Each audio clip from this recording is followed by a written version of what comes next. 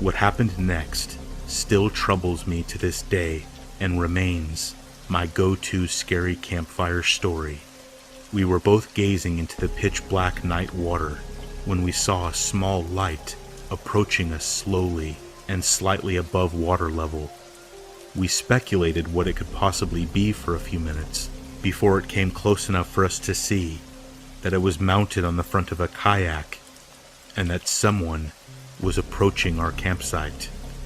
Now, it is important to note that as a camp counselor, part of our training goes over how to deal with stranger encounters in an environment where we are responsible for a group of children on public property.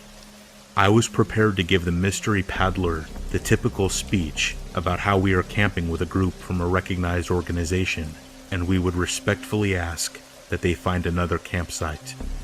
However, this person's appearance shook me to the bone as the light drew nearer. Paddling this kayak was a woman who looked to be in her 60s. She had incredibly long wisps of gray hair that was trailing in the water. Her skin looked like old leather, and her dead-looking eyes were tough to spot under all her wrinkles. She looked directly at me, and when she spoke, I realized she was missing most of her teeth. "Are all your children safe in bed?"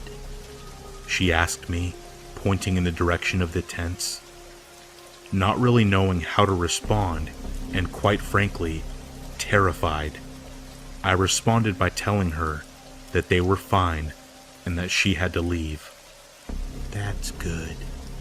Just as expected for this time," she said with a smile, then turned her kayak and paddled off into the night.